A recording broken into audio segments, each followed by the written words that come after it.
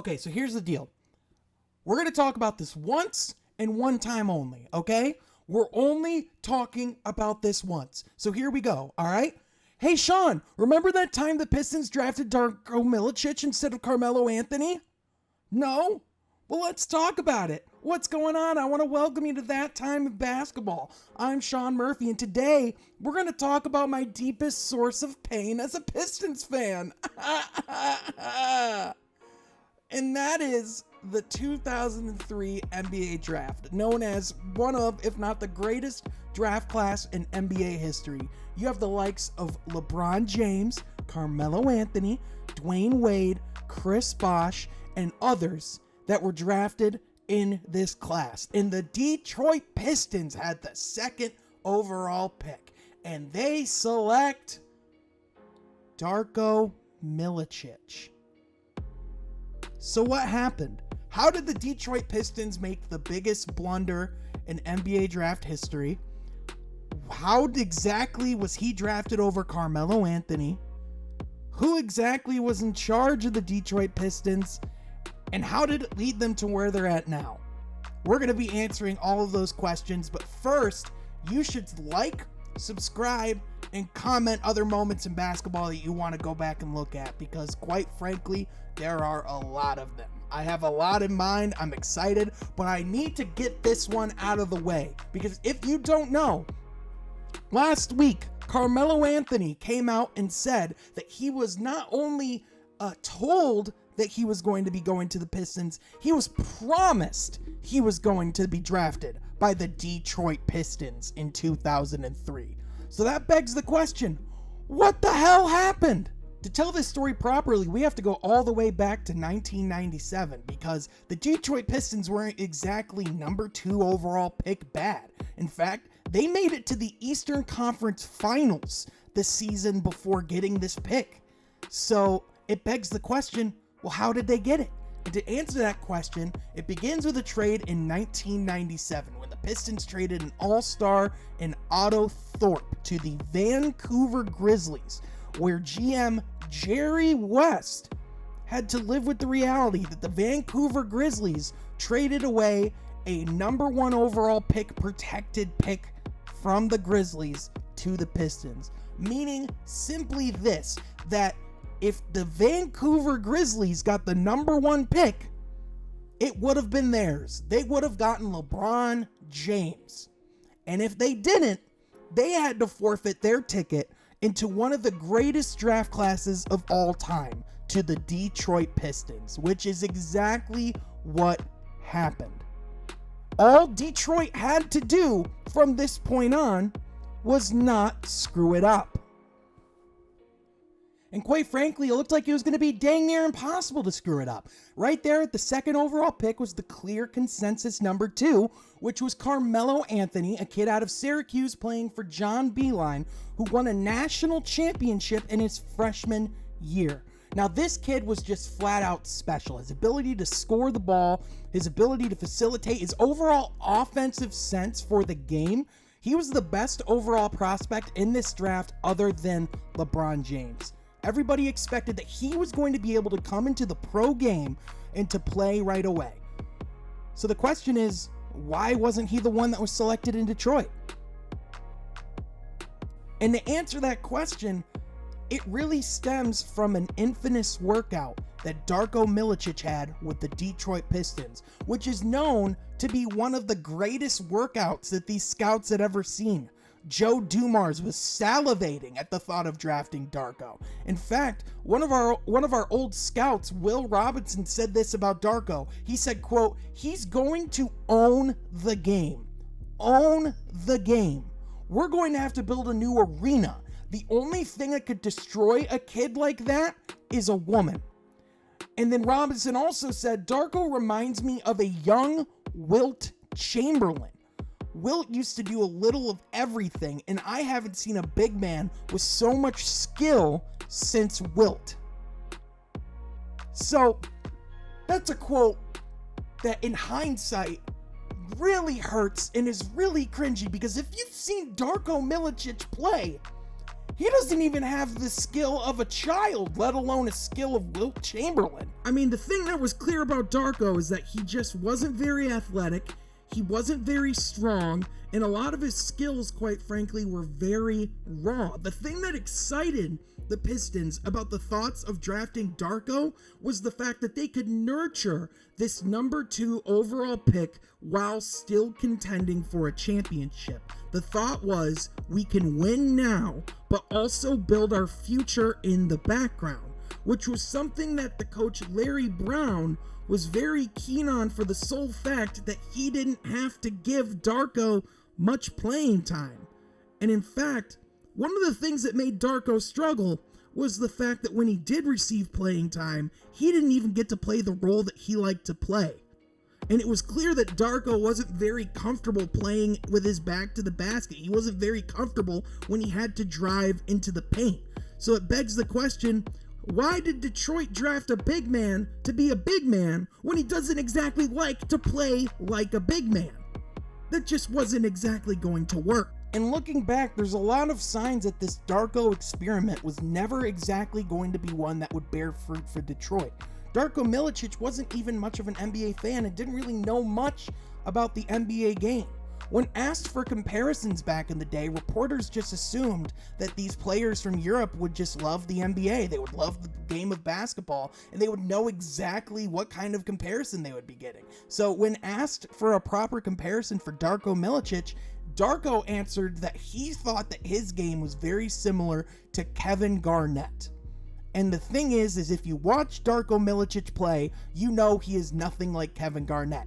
And Darko later admits in the E60 special Finding Darko that he had hardly even watched Kevin Garnett play. He just looked at him and said, yep, that's the guy. That's exactly who I'm like. And the problem is that NBA fans weren't exactly alone with being boggled by this pick. In fact, Richard Hamilton, Chauncey Billups, and other players on the Detroit Pistons can't believe that they drafted Darko Milicic over Carmelo Anthony.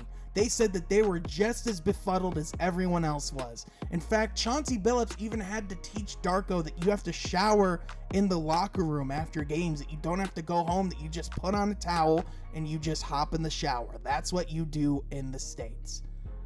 And the other thing is that Darko, a 19-year-old kid coming from the other side of the world, had to learn to live in this spotlight, had to learn to be compared to LeBron James, the most hyped prospect in the history of the NBA. And quite frankly, he just shrinked under the lights. Here was a kid that was struggling with his own identity, struggling to learn the NBA game, to learn about the United States, to learn to live with that kind of pressure. And he was quite frankly just seen as a victory cigar on a team that was just simply too good for him to get any kind of playing time on. I mean, here's a team that was able to go to the NBA Finals and play against Shaquille O'Neal, Kobe Bryant, Karl Malone, Gary Payton, and the likes of Phil Jackson for the NBA championship. And not only did they play for the NBA championship, but they won. So Darko's very rookie season, he was able to learn and to be on a championship team. The problem is that they just weren't very interested in teaching him much of anything because they didn't believe that he was much of anything. So Darko would struggle in this environment. It was an environment where he wasn't exactly wanted. And so Darko would show up some days, he wouldn't even sleep. He would show up to practice still tipsy after overnight bangers where he was just drinking all night. The pressure of being the number 2 pick, the pressure of being the guy in Detroit was just simply a pressure that he wasn't ready for, which is one of the many reasons why this pick simply wouldn't work. Now, this doesn't mean that Darko didn't have an NBA career. It's just that he didn't exactly have a very good one. In fact, a lot of his games weren't even in a Pistons uniform. Most of his career was spent in the likes of Minnesota, Orlando. I believe he was in Dallas at one point, maybe even Boston for some reason. Look, it's even hard to keep track of where this guy's been because the truth of the matter is that there's really only one destination that he saw any significant type of playing time, and that's for the Minnesota Timberwolves, who weren't exactly, how do we put this, good. So this was a situation where Darko Milicic just wasn't going to thrive. Especially when you had a kid like Carmelo Anthony who was lighting it up for the Denver Nuggets in his rookie season and was showing that he was going to have a high ceiling to become one of, if not the best scorer in the NBA for a significant stretch of time. And not only did you have the likes of Carmelo Anthony that were shining, you had the likes of Dwayne Wade in Miami, you had the likes of Chris Bosh in Toronto. So the truth of the matter is that there wasn't just one guy that the Detroit Pistons passed up on. They also passed up on many others. And just the truth was that it was apparent right away that Darko just wasn't that guy. And that was something that was going to hurt Detroit in the long run. Because simply that championship roster that Detroit built wasn't going to last. And after 2 straight NBA Finals appearances, 5 straight Eastern Conference Finals appearances, ultimately in 2008, Detroit broke up the band when they sent Chauncey Billups to Denver and brought back Allen Iverson in return. And this was apparent that after this nucleus, after this core that Detroit built, it was simply just apparent that they didn't have the young talent or anyone going forward that showed a clear plan or any kind of promise that Detroit was still going to be able to compete. And quite frankly, this is something that set Detroit back for so long that they weren't able to draft and redeem themselves until they got the number 1 pick in this very year's NBA draft, 2021, where, by the way, we got to select Cade Cunningham. But still, Detroit to this point hasn't made the playoffs and won a game since 2008. They've made the playoffs 2 other times since then, but they haven't won a single playoff game since 2008 when they faced the Boston Celtics with Kevin Garnett, Paul Pierce, and Ray Allen in the very first round. Just to put that in perspective, that was 13 years ago, and this upcoming season, Kevin Durant is getting his number retired. So, it's been a minute. And this is something that put a stain on the legacy of Joe Dumars, because even though he as an executive brought an NBA championship to Detroit, this was just the worst sample of drafting that he had in a career of drafting as an executive that was simply subpar to below average to at some points just straight up incompetent. We can make an entire list going down here of all the players that Detroit passed up on. In fact, you could build a dynasty of a team of all the players that the Detroit Pistons have missed out on. But there is no more glaring and there is no more incompetent and flat out unacceptable like drafting Darko Milicic over the likes of Carmelo Anthony, Dwayne Wade, and Chris Bosh. One of the things that's being talked about the most in the NBA world right now is what if? What if Carmelo Anthony was drafted by the Detroit Pistons? What if he was on that 03-04 team? What if he was in that culture going forward? And the answer is that Carmelo Anthony's career would have been way different. Carmelo Anthony would have definitely had a ring by now, because Detroit won one without him. They essentially won it with an empty roster spot with having Darko on there. So the question is, how many more rings would have Detroit won? How many rings would Carmelo have right now? Would he have even left the Pistons? Would he have even gone to the Knicks? Would he have even gone to the Lakers right now? Would he have gone to Portland? Because the answer is probably not. And in fact, Carmelo Anthony cited that as being the biggest what if of his career and the biggest what if of his life. And quite frankly, it's leaving us Detroit Pistons fans to ask the same question. And so what does this tale tell? Well, this tale is a cautionary tale of what happens when you don't do your due diligence. Sometimes the answer is the one that is obvious, the one that is blinking right in front of you. And even though your eyes might be telling you one thing with this amazing workout, this kid was simply unknown. Darko Milicic was the victim of a bad situation and incompetent organization running by Joe Dumars, because simply he was put in a position to fail. And because of it, his life fell apart. He had DUIs. He went on to become a kickboxer in Serbia, and he's now a farmer. And ultimately, he's happy. And quite frankly, I'm glad for him, because that man has received a lot of hate and a lot of undeserved hate, because ultimately, he was the one that was put in a situation to not succeed.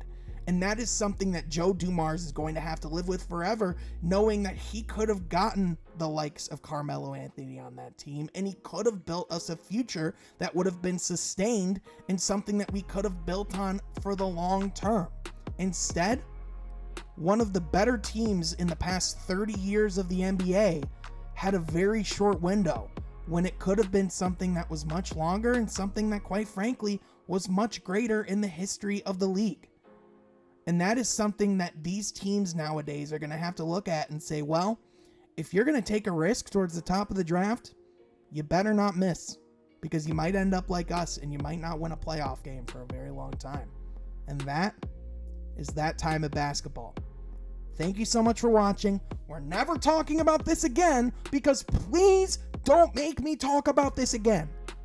What do you think about the Darko comments? What do you think what would have happened if the Detroit Pistons ended up getting Carmelo Anthony? Let me know in the comments section down below. But of course, thank you so much for watching, and I will catch you next time from Half Court.